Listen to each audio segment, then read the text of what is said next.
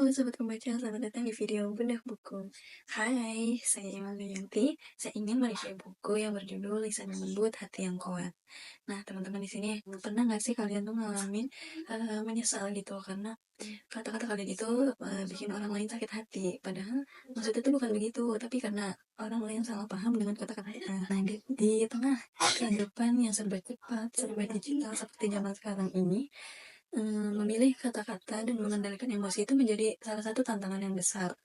Jadi perlu nih kita membaca buku ini karena di dalam buku ini bukan hanya teori tapi juga bisa menjadi panduan praktis bagaimana kita bisa berkata dengan bijak, berkata dengan baik, berkata dengan penuh empati. Kita harus menghilangkan harga diri gitu. Oke, lanjut kita langsung review dari bab 1. Nah, bab 1 ini berjudul memahami kecerdasan emosional.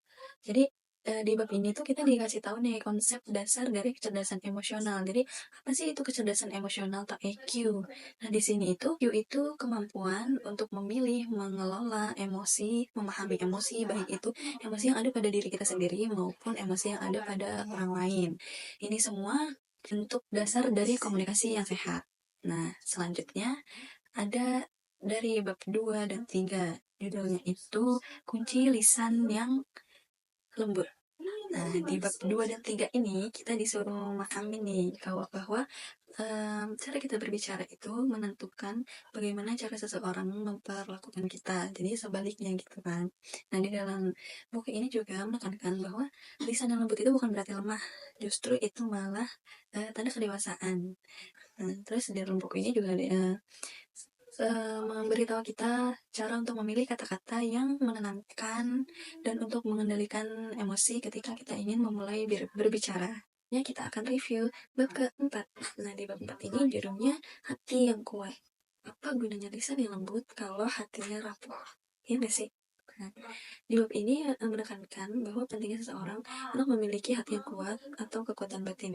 Karena dengan itu kita bisa mengkritik, mengelola konflik, atau mengobati luka batin yang ada. Nah, terus di bab ini juga menekankan bahwa tidak semua hal itu harus dihadapi dengan secara emosi atau dengan menggunakan kemarahan. Jadi terkadang tuh diam dan lebih fokus kepada solusi itu jauh lebih kuat dibandingkan melawan. Jadi lanjut aja kita langsung review ke bab 5 dan 6. Bab 5 dan 6 itu judulnya praktik dan latihan. Jadi buku ini tuh benar-benar buku panduan yang praktis gitu. Di bab 5 dan 6 ini kita dikasih tahu nih cara kita menerapkan EQ itu baik di lingkungan kerja, lingkungan keluarga, atau lingkungan kampus. Terus di bab ini juga dikasih tahu nih cara kita untuk latihan sehari-hari. Contohnya kayak melatih empati, komunikasi asertif, terus refleksi emosi, dan juga jauhkan kebiasaan buruk seperti menyalahkan orang lain atau bergosip. Nah, ini yang paling relate banget di dalam kehidupan sehari-hari kita.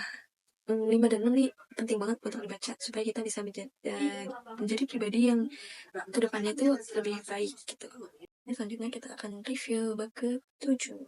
Bab 7 ini judulnya hambatan dalam mengembangkan IQ gitu. Jadi kadang itu kita tahu nih kita harus bersikap tenang, tapi sulit banget gitu buat dilakuin itu gak gampang gitu.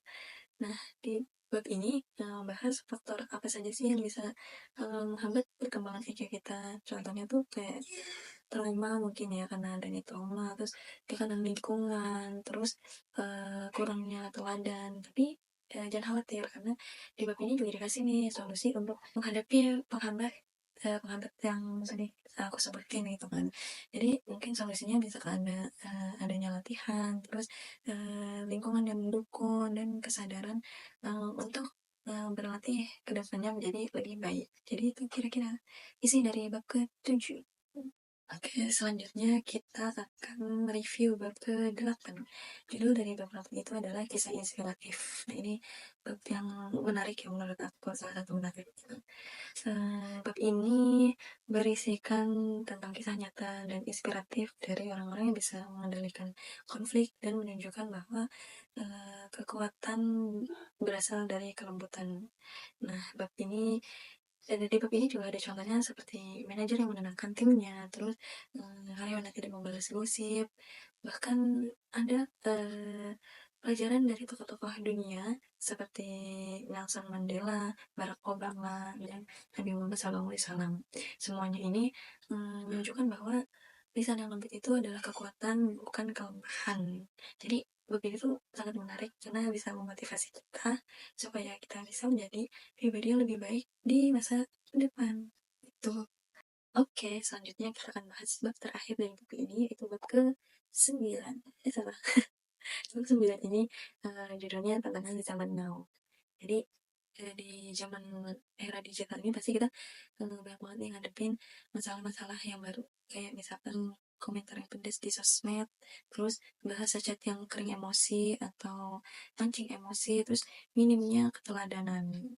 Jadi jangan khawatir karena di buku ini dikasih tahu nih solusinya untuk menghadapi itu semua. Contohnya kayak memberi jeda sebelum membalas pesan, terus apa namanya, menggunakan bahasa yang utuh dan menjadi teladan yang baik di lingkungan kecil. Jadi itu sekiranya isi atau garis besar dari bab-bab yang ada di dalam buku ini. Semoga kalian bisa ngerti dengan bahasa bahasa saya dengan review buku ini.